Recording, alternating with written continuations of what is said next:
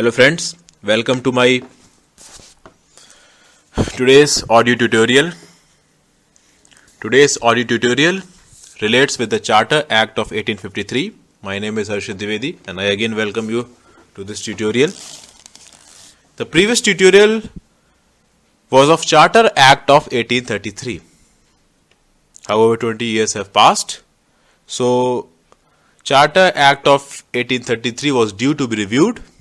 It was on the verge of expiration. So, the Charter Act of 1853 was released. However, we can say that not very big changes were made in the Charter Act of 1853 when we compare it to the regulations of Charter Act of 1833. Some changes were made, but we cannot say that those changes were very huge. So, in this, the very first thing that was done, that the number of directors of the company were reduced from 24 to 18. Previously, the strength of the court of directors was 24. Now, it was reduced to 18. And out of these 18, 6 directors were to be appointed by the Crown. Now, the point is, by doing this, British government almost had total control on the administration of the company by appointing 1/3 of its member in the court of directors.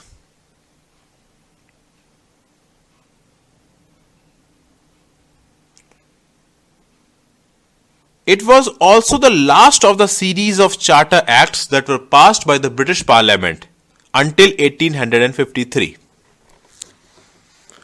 After 5 years after 1853, in 1857, Sepoy Mutiny occurred in India. That is also famous as the first war of independence of the Indians. One thing we Indians are very proud of. So coming back to Charter Act of 1853, I will tell you the first very important characteristic of Charter Act of 1853.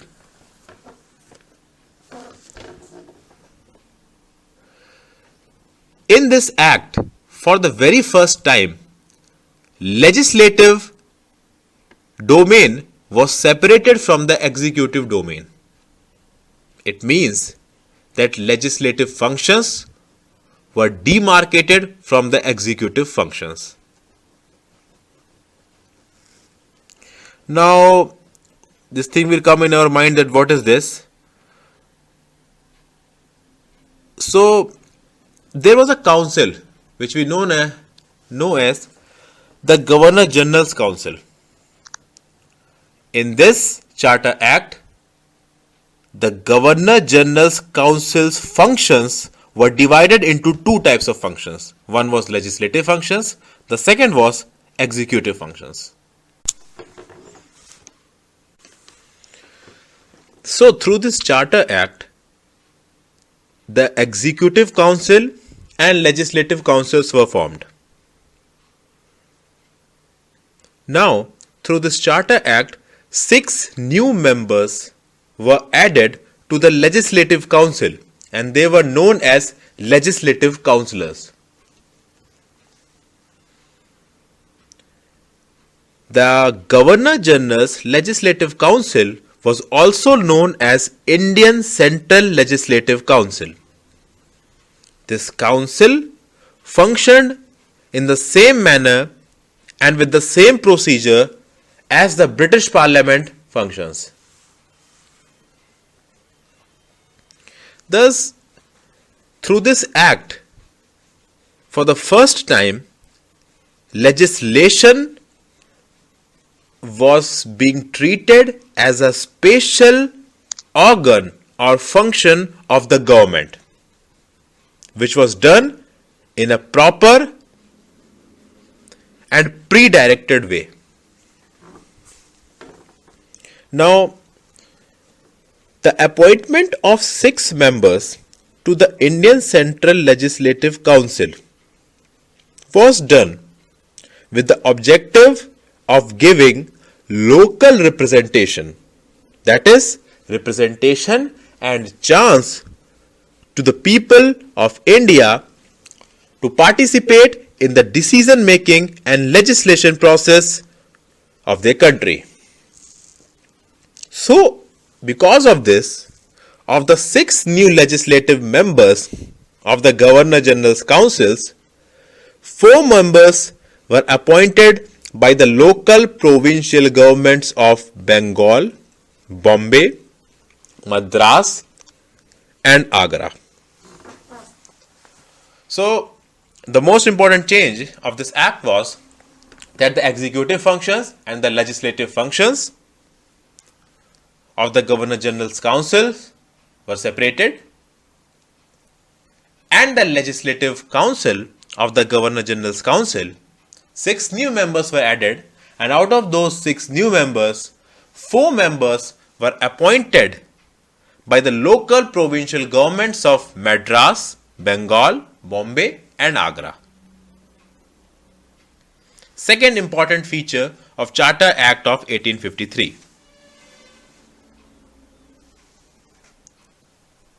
Through this act, an open competition system of selection of civil servants was started.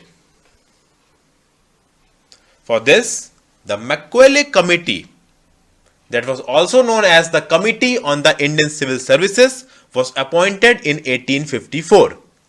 The functions of this committee was to lay down the guidelines and provisions according to which all India services can be started through a competition.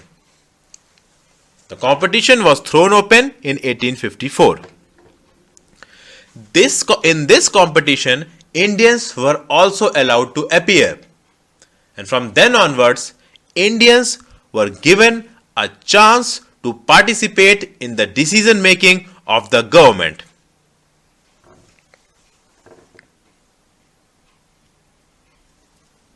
In 1833, when the system of open competition was for the first time proposed, it was being negated because of the opposition from the Court of Directors. But this time, in spite of the opposition, this open competition system for the recruitment of civil servants was established. Third most important feature of the Charter Act of 1853. The rule of the East India Company was extended, but no definite period of the functioning of East India Company was defined in the Charter Act of 1853, unlike the previous Charter Acts. This means that in the previous Charter Acts, it was being told that the company's territories or the British possessions in India will be administered by the East India Company for this much time period, but in Charter Act of 1853, no such time period was being told. So it was clear that the company rules can be terminated at any point of time by the British Parliament. So now the services of the East India Company were not permanent and they can be terminated at any time by the British Parliament. So these 3 features were the most important features of the Charter Act of 1853. I will sum up all these features in detail in a quick manner. It separated the legislative and executive functions of the Governor General's Council. Legislative Council was separately made. 6 new members were appointed to this Legislative Council, which were also known as Legislative Councillors, and out of these 6 members, 4 members were appointed from the local provincial governments of Madras, Bombay, Agra, and Bengal. Second most important point, a system of open competition for the recruitment of civil services was thrown open, and for that and for laying down the provisions of that system, Macaulay Committee was formed in 1854. Third most important feature was that this Charter Act extended the rule of the company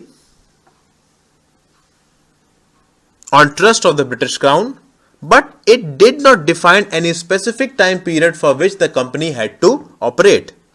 The time limit of the operation of the company was defined in previous Charter Acts, but in this Charter Acts, no such time limit was defined. So, it was clear that the services of the East India Company can at any point of time be terminated by the British Parliament. So with this, we wrap up our discussion of Charter Act of 1853. In my next lecture, I will take up Government of India Act of 1858. My name is Harshit Dwivedi, and thank you for listening this audio tutorial.